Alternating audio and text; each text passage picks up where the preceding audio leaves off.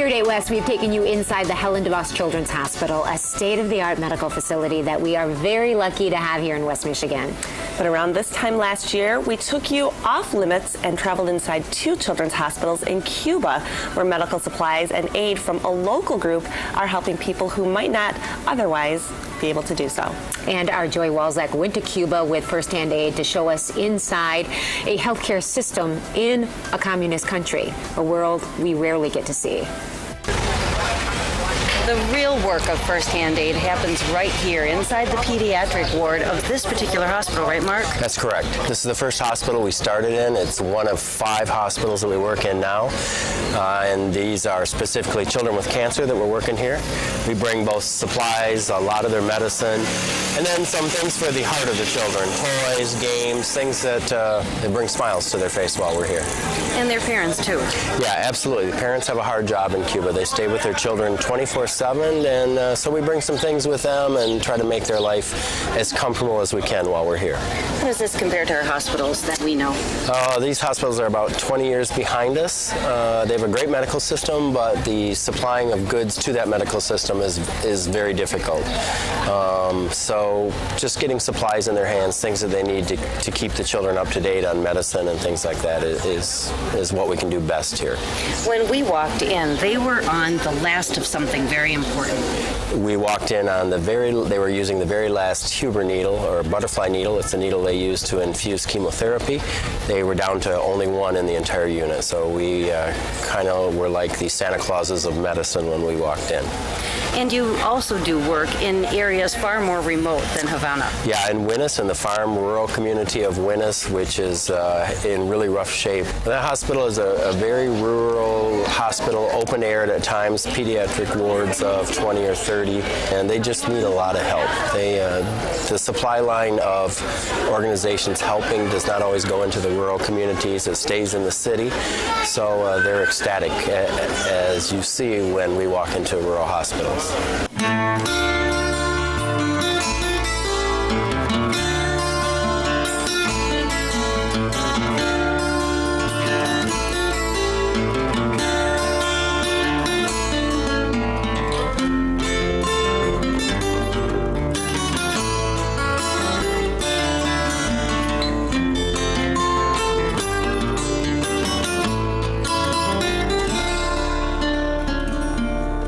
Let's take a look at this. Inside this cabinet are medicines that were all brought here by firsthand aid. But this isn't all.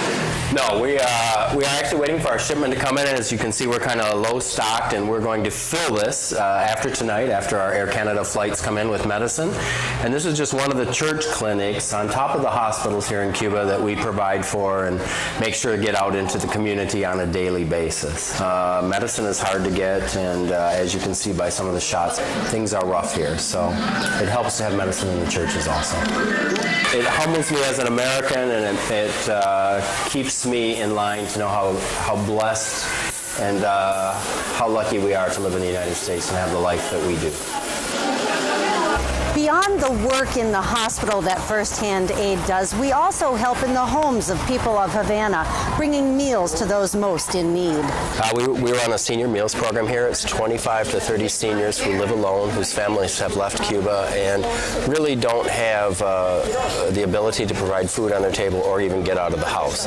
So we deliver a meal to them every day, check their health, check their status, and that's a program that grows 5 families or 5 people at a time as the organization grows. We're very proud of that program, and probably life-sustaining food to those people that really need it.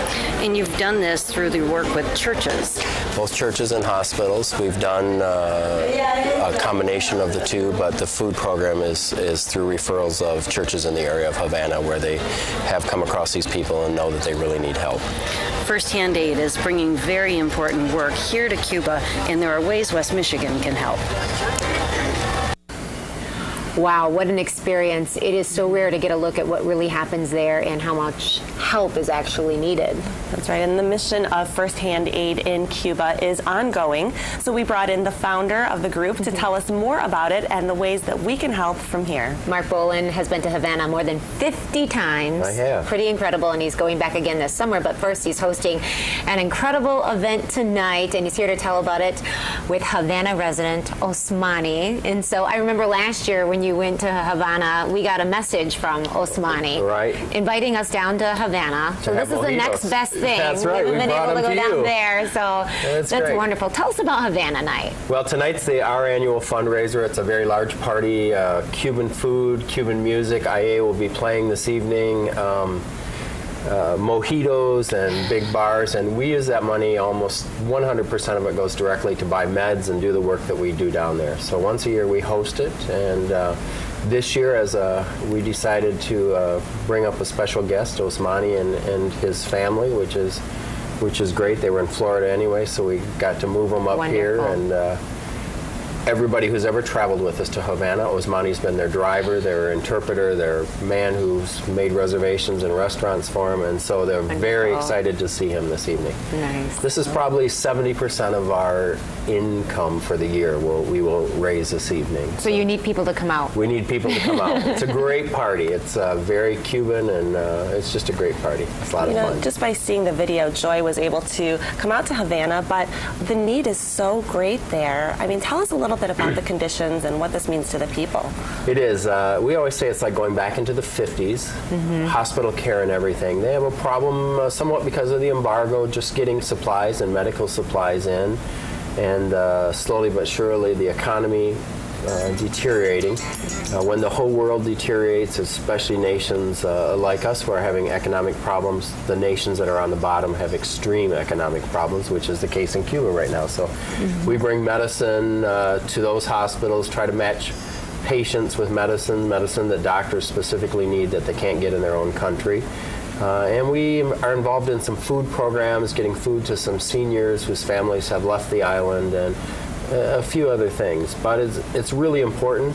It's very important to us that Cubans see that Americans do care, that there's not this big line drawn in the ocean that we won't cross, and they don't know about. So it's a great interaction between people of two nations. Education for both sides. It's almost hard to comprehend what's it's like in a hospital. You know, seeing the video and knowing that you have to bring your own towels and sheets and maybe have a family member, because we don't, there aren't things like nurses that do their rounds there. I mean, it's a completely different experience altogether. Yeah, it's a very complete experience, different experience, not unlike a lot of those type of nations, you know, but family needs to be in the hospital to feed children, to take care of the children.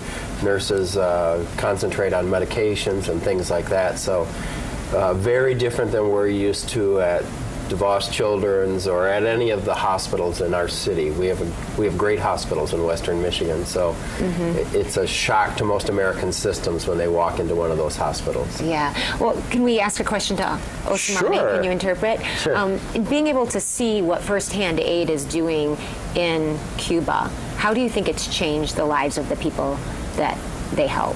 ¿Entiendes todo? Sí. Sí? Okay. Sí. Yo quiero agradecer a la primera mano de ayuda a todo el pueblo aquí americano que ayuda a Marco, a Mar, a que esos medicamentos puedan llegar allá, porque ayudan a muchos niños, a muchas personas, a personas ya con edades avanzadas. También Mar ayuda con comida, aseo personal, dinero. Es solamente las personas que viven allá saben eso tan bello que hace Mar. Y la primera mano ayuda, ¿no? Sí. Did you get all that? Food, money, Sí. Mark. You've seen good things about Mark. First, when he sees us doing what we do, working in the hospitals, bringing the medications, the food that we provide, the money that we provide, for the people. It's very important.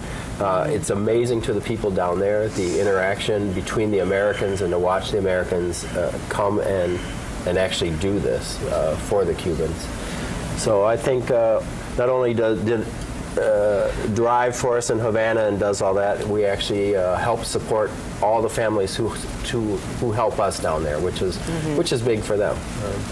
We have a huge saying that we need to help the helpers first. Yeah. So make sure they're strong so that they can help us in what we do. So that's wonderful. Wow. Yeah. Well, tell us how people can come out again tonight for this big event. Well, tickets are $75 in advance and $95 at the door. You can still go online at our website, which is www.firsthandaid.org, or they can go to Schuler's Books and pick them up, or they can come right to the door. The party is at 356 Maryland, which is about Michigan and Maryland, right almost on the corner there. Ava will be my co-sponsor this evening. Great. So we're very excited about having her with us this evening, and hopefully Joy will get done with work and come join us later in the evening. So we're not going to let you go yet because you brought in mojitos and you brought in food, and we're going to talk a little bit about that, what you're going to have tonight, and how people can also be able to experience that food too. That'd be great. So don't go away. Thanks. Allá en Osmani, this is the best mojito in La Habana. Terry and Richard come to La Habana.